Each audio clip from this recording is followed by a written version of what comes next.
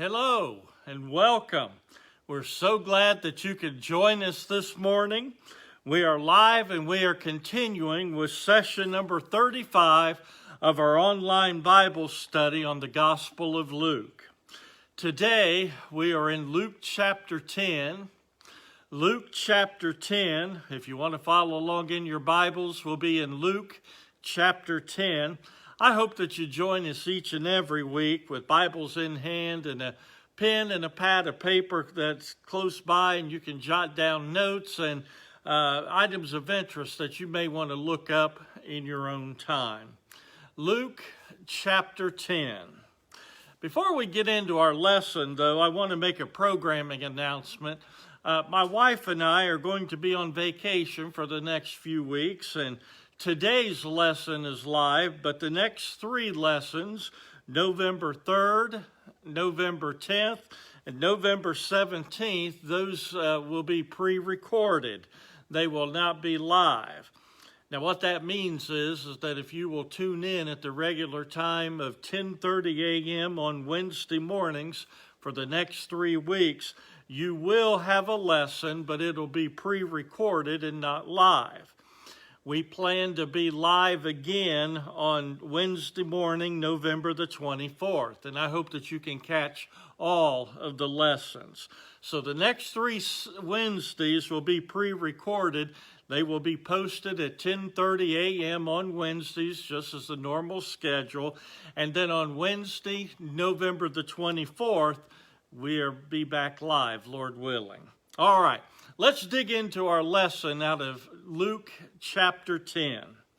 You know, most people tend to be a Mary or a Martha. Christian women know what I mean when I say that.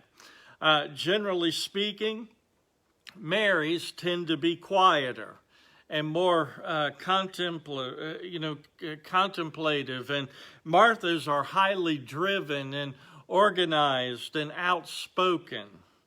And although this is a very short passage recorded only by Luke, it is rich in application in our own lives. Luke chapter 10, I want to begin reading in verse number 38. Luke chapter 10, beginning verse 38. Now it happened as they went that he entered a certain village, and a certain woman named Martha welcomed him into her house. And she had a sister called Mary who also sat at Jesus' feet and heard his word. But Martha was distracted with much serving, and she approached him and said, "Lord, do you not care that my sister has left me to serve alone? Therefore tell her to help me." And Jesus answered and said to her, "Martha, Martha, you are worried and troubled about many things, but one thing is needed, and Mary has chosen that good part which will not be taken away from her." You know, I have this wild imagination that sometimes goes crazy, but as I was reading this passage in preparation for this study, even a few weeks ago, there's really something that I would like to know. What happened next in the story? You know, I want Paul Harvey to give me the rest of the story. Did Mary just jump up and run into the kitchen to help Martha? Or did Martha plop down on the floor beside Mary and say, "Lord, you are so right. Mary made the right choice"? Or did Martha's eyes flash with indignation as she turned on her heels and huffed back into the kitchen? You know, I sure would love to know how this story turned out. My wife, who I think more of as a Mary with an occasional Martha moment mixed in, she thinks that Martha probably returned to the kitchen and turned off the stove and put stuff back into the refrigerator and then joined Mary sitting on the floor in front of Jesus. And after Jesus finished his teaching, they all probably went back into the kitchen and made bologna sandwiches. Well, who knows? And maybe then Martha sat down and she propped her feet up while Jesus and Mary cleaned up the kitchen from the earlier mess and did all the dishes. Now, we don't know what happened next, and that's the point. The story is left open-ended, probably so that we could each apply it to our own lives. Now, there are 4 interesting dynamics in this story that we ought to consider this morning. And here's the first dynamic. That's Martha's diligence. You know, Martha was one of those people who didn't work to live, she lived to work. It makes me wonder if her full name wasn't Martha Stewart. She believed that any job worth doing was worth doing well. She had invited Jesus into her home, and then she turned her attention to preparing the finest feast possible. You know, like in our story, Marthas tend to get upset if you ask them to leave the kitchen and sit down at the feet of Jesus. I love Ray Stedman's little poem about the emotions of strong women like Martha. He said, there's a gladness to her gladness when she's glad. There's a sadness to her sadness when she's sad. But when the gladness of her gladness and the sadness of her sadness is nothing like her madness when she's mad. Now, for all of you Marthas out there, I love you, and Jesus loves you. And today I'm going to affirm you and challenge you. Let's learn a couple of lessons from the life of Martha. Here's the first lesson. Jesus wants to be invited into your home and your heart. You know, Martha had the wonderful gift of hospitality. Have you invited Jesus to be the honored guest in your home? You know, throughout the gospel accounts, Jesus accepted dinner invitations into different people's homes. We read where he ate in Matthew's home, and he ate in the home of Simon the Pharisee, and he ate in Zacchaeus' home, and he'll accept an invitation to join you and your family as well. Now, here's how you can invite him. Make him the honored guest at mealtime. Do that by praying. Recognize his presence with a family devotional time.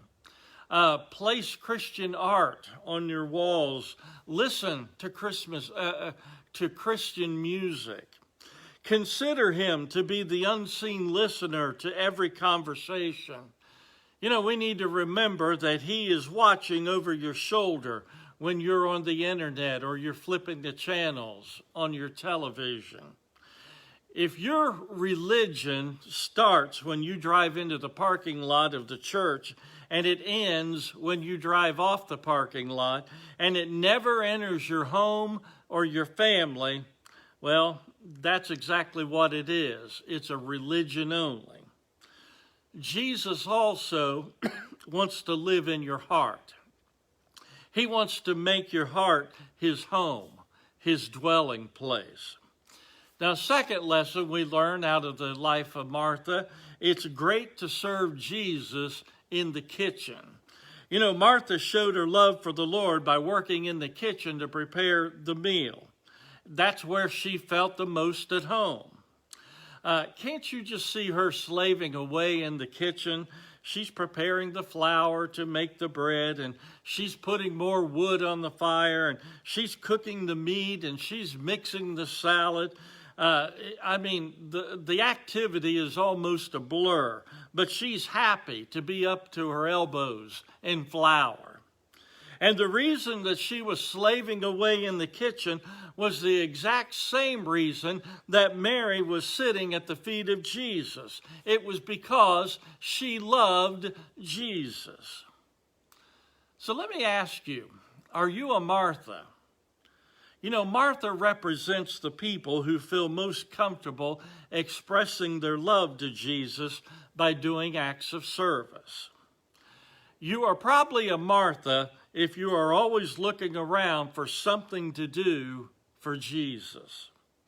You know, Marthas tend to be task-oriented, and they usually make lists of things that they need to do each day. Marthas are hard workers, and they believe the place for everything and everything in its place. If you are a Martha today, good for you. The church would never accomplish much if it weren't, if you didn't deliver meals or sweep floors or labor in 100 different ways. But Mary was different. Let's go to the second dynamic we see here, Mary's devotion. While Martha was sweating away in the kitchen, Mary was just perfectly satisfied to simply sit at the feet of Jesus and listen to what he had to say. Mary wasn't task-oriented. She was more relationship-oriented. Now, some of us might identify more closely with Mary. Ladies, if you are a Mary, chances are you don't kill yourself trying to imitate Martha Stewart. When it comes mealtime, more often than not, you probably have Domino's Pizza programmed into your speed dial on your telephone. And styrofoam plates, throwaway plastic cups, and forks, those are your friend. At the feet of Jesus is a good place to be, because at the feet of Jesus, first of all, you can just be at his feet. You can love him.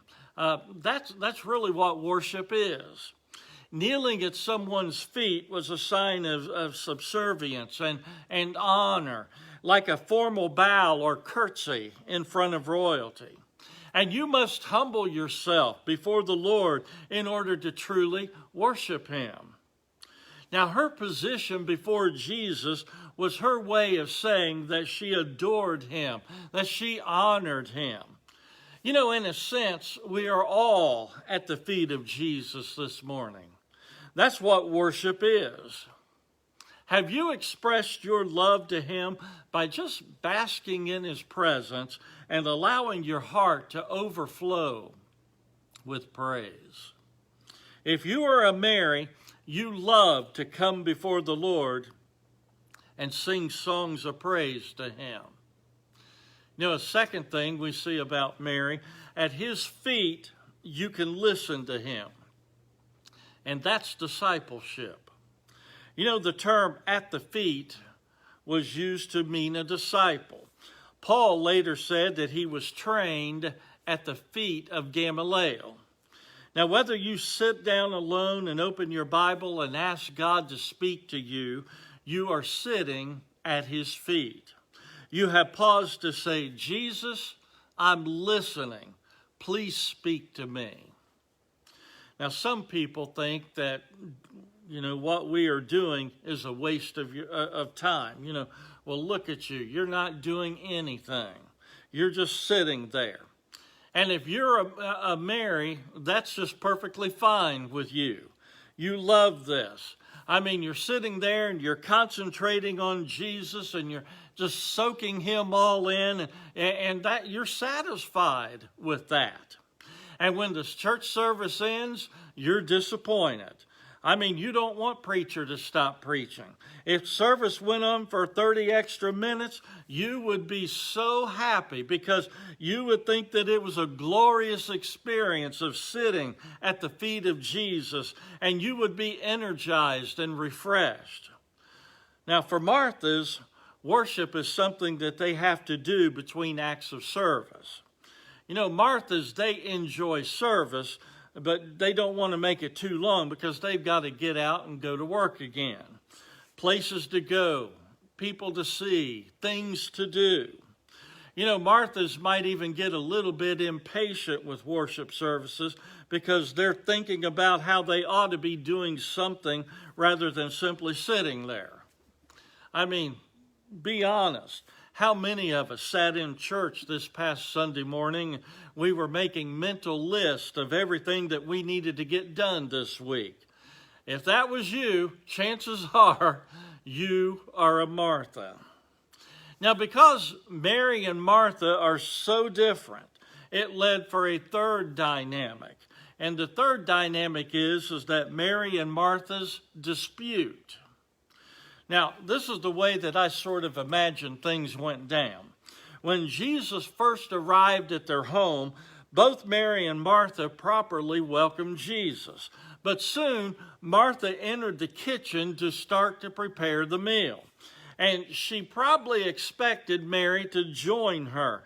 But after a few minutes, there was still no sign of Mary.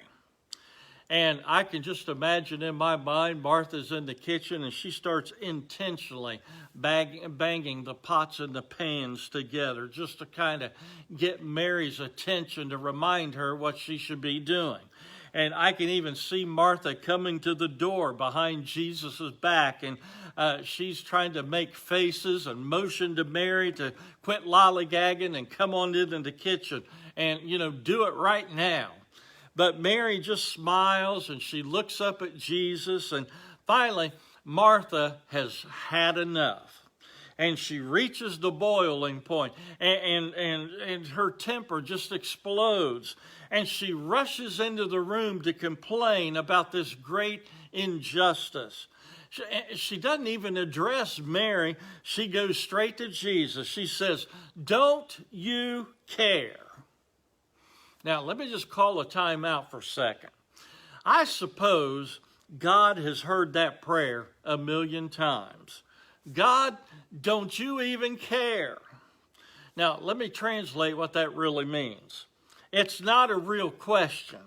It's a complaint. God, I don't think you care, or else you do something about my bad situation. Now, time in. Mary's and Martha's have always been at odds with one another. They are like the two opposite extremes on the temperament scale.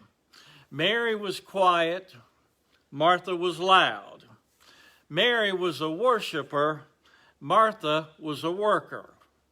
Now, before you decide if you are a Mary or a Martha, you need to know that none of us are 100% Martha or 100% Mary. Both those desires and tendencies war within our personalities. So let's learn two important principles from this dispute. Here's the first principle. Your temperament influences how you show your love for Jesus. Now, please understand something. Mary didn't love Jesus more than Martha did. She just showed it differently. Each of us is in a unique relationship with God. We're a unique creation of God. You have a genetic map unlike any other person on this planet. Just as your fingerprints don't match anyone else's on this planet, your temperament doesn't match anyone else's either. Now, there are all kinds of books out there that say that there are anywhere from 4 to maybe 10 different temperaments, and that's wrong. There may be some general categories, like a Mary or Martha, but there are at least 6 billion temperaments types on this planet. And that's because there are probably 6 billion people living here. Because you are a unique creation, don't spend your life trying to be like someone else. You should seek to understand your unique temperament and love and serve God according to how He made you. Now that brings me to a second principle here.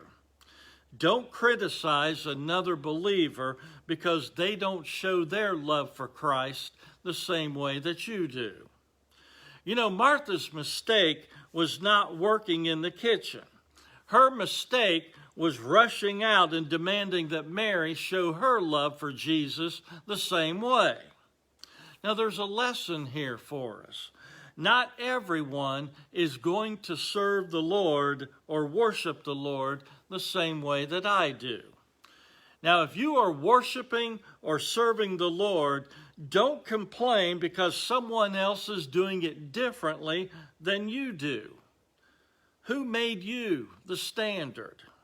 For instance, when your church is singing songs of praise, Don't look around to see if everyone is worshiping the same way you are.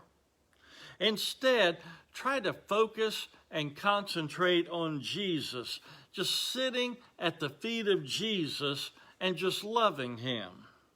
You're going to have a much better worship experience if you're not worried about looking around and seeing what everybody else is doing. For sure, don't criticize those who worship or maybe they're doing things differently than you are. That was Martha's mistake, and it's a mistake that is repeated today. Now, there's a fourth dynamic that I want to talk about, and that's the Master's declaration. You know, after Martha's complaint, she waited for Jesus to render his decision about her charge. And she was hoping that Jesus would say, Mary, Martha's right. You need to get in that kitchen and help your sister. But instead, Jesus addressed her, and he said, Martha, Martha, you're worried and upset by a lot of stuff. Now, here's what Jesus is trying to teach us here. A couple of lessons. The first lesson, work that is not based on worship produces some things that maybe aren't always healthy for us. For example, anxiety. Did you know that worry is to your mind what fatigue is to your body? Martha represents those who is always so busy serving the Lord that they never really take time to truly do what God said when it says, be still and know that I am God. You know, these Christian workaholics are constantly going, working. But if they don't stop and sit at the feet of Jesus and worship and receive power from him, they are soon discouraged and depleted and drained. You know, something else that this produces is anger. Martha allowed her frustration to build until she developed a critical spirit. Have you ever noticed how easy it is to get angry when you get tired? Finally, we see that she showed agitation. You know, the word troubled in verse 41 literally means she was visibly shaking. She was so stressed out because she was trying to substitute work for worship. Now, there are thousands of tired, irritated Marthas in our churches today. They are living on the edge of burnout. A number of years ago, our family, we were down in Walt Disney World down in Florida, and we happened to be in the park known as Epcot. And one of the street performers was a man who was spinning dinner plates on top of flexible poles. And he started one plate spinning, and then he went to another pole, and he caused that plate to spin.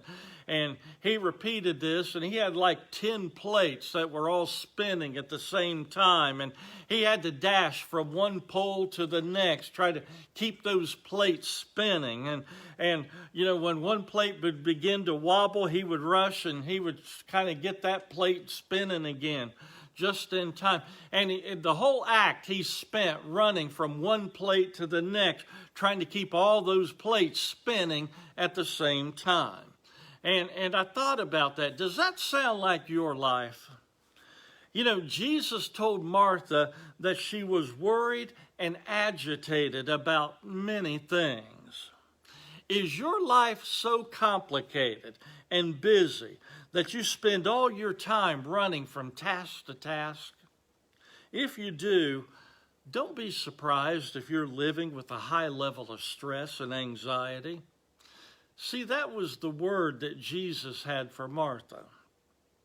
But there's something else that we need to notice also.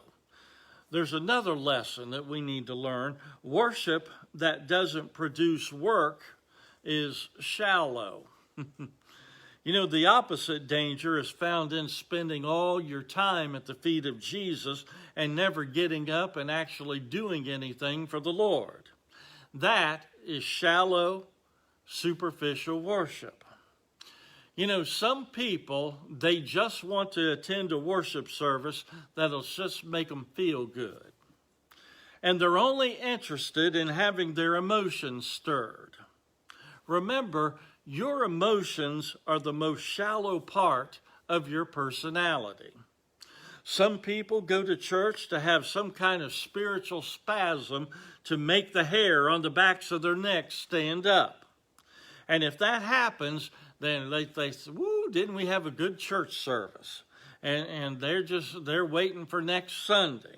But they leave church and they never accomplish anything for the kingdom of God. There's also something else that produces. They become self-serving. If all you ever do is just spend your time praising the Lord, but you never get your hands dirty working for Jesus in the kitchen, you're worshiping for the wrong reason. That kind of worship focuses on meeting your needs instead of pleasing the Lord. Have you ever heard someone say that worship service, service didn't do anything for me? Well, that's your problem right there. If you think the purpose of worship is to do something for you, you've got it all backwards. Worship is to glorify the Lord and to motivate us to do something for Him. So let me give you a third and final ultimate lesson that Jesus has for us today. There is only one thing that you really need. You know, a few years ago, there was a movie that came out that was entitled City Slickers. And the plot of the film revolves around three city guys who decide to spend a vacation together on a cattle drive. And a tough old cowboy named Curly leads the cattle drive. And one day Curly has a conversation with Mitch, who was the character played by Billy Crystal. And he said, you city folk, he said, you worry so much. You spend 50 weeks getting knots in your rope, and you think 2 weeks up here will untie them for you. None of you get it. And he pauses a moment, and he says, you know what the secret to life is? No, what, says Mitch. One thing, just one thing. You stick to that, and everything else don't mean anything. And Curly rides off, and Mitch says, well, that's great, but what's the one thing?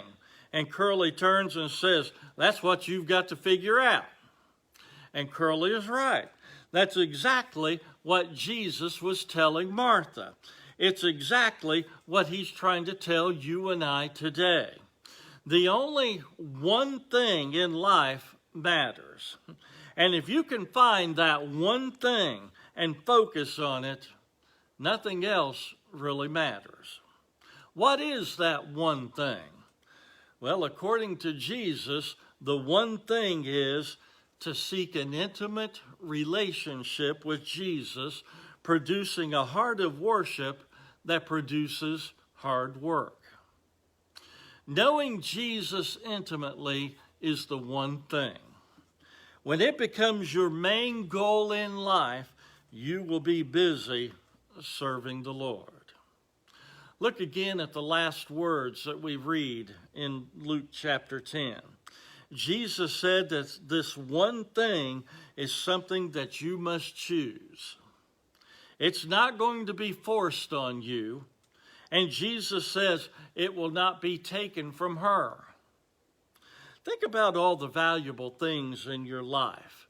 Things like your home and your family, or possibly your job or your church work or your hobby.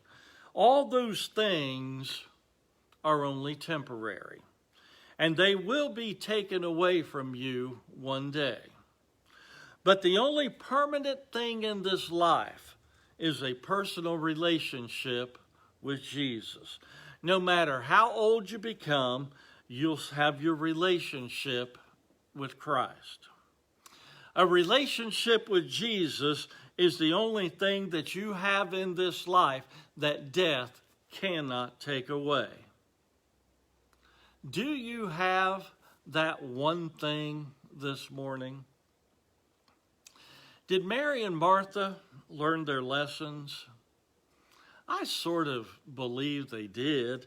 In John chapter 12, 6 days before Jesus was crucified, he was in Martha's home again.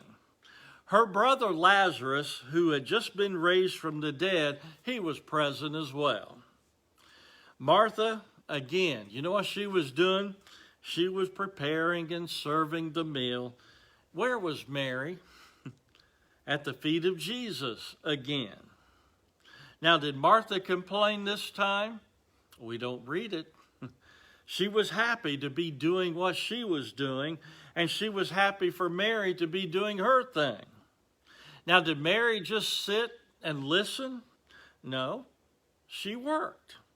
She actually took a container of expensive perfume and she lovingly washed the feet of Jesus and she wiped it with her own hair. Now, there was a complaint that day from a fellow by the name of Judas Iscariot, and he complained about the waste of money. But Jesus says, leave her alone. She has done a good work. And he explained that she was actually anointing his body for burial. Only a week before the crucifixion, it was Mary, the only one who really seemed to understand that Jesus was going to die. And that's because she had spent time at the feet of Jesus. Are you a worker like Martha? Or are you a worshiper like Mary? Based upon what Jesus says, there's an important priority here. Worship must precede work. You must first sit at the feet of Jesus like Mary before you're ready to get up and work in the kitchen like Martha. And then it becomes a beautiful cycle. Worship that leads to work, which leads to worship, which leads to work. Thank God for you Martha types. But you're going to have to be sure to stop working sometimes just to spend time at the feet of Jesus. And don't get all uptight because some Mary isn't doing it the way that you are doing it. And you Marys, I'm thankful for you as well. You keep right on worshiping. But don't forget to get up and go to work for him as well. Let's pray together. Father, we come to you today. Lord, we thank you. We thank you that we're all not the same. We know that there are probably some Marthas who are tuned in today, and there might be some Marys. Lord, we know that for most of us, there's a little bit of a mix in both of us, and we're thankful for that as well. Lord, we pray that when it's time to work, that we will work. But when it's time to worship, that we will spend time in worship. Lord, help us to understand that both are important to your kingdom. I pray today that you would bless the Marthas out there. We bless them and we thank you for them. We thank you for the Marys. We thank you for their worship, Lord. Father, we pray that you would help us to seek that balance that you want in our lives. We pray today, Father, that you would just lead us the way that you want us to go. We just ask these things in the name of Jesus. Amen. Thank you for joining us today. This Sunday, we are going to be continuing our sermon series on the book of Hebrews. This week, we will draw to a close the final message of part 1 of this series out of Hebrews. Now, we're only in chapter 6, but we're going to finish this week, and then we're going to take a break from Hebrews, and we plan to pick Hebrews up next year sometime, so just stay tuned. Don't forget, we're going to be back next Wednesday morning at 10:30 a.m. for our online Bible study in the Gospel of Luke. Now, next Wednesday will be pre-recorded, as will the next few weeks. And we'll be back live then on Wednesday, November the 24th. If you miss any of the lessons or any of the sermons, you can check them out on Facebook, or you can go to our YouTube channel and watch them there. Thanks again for joining us today. May God bless you as you seek first the kingdom of God and his righteousness. You are loved. We'll see you next time.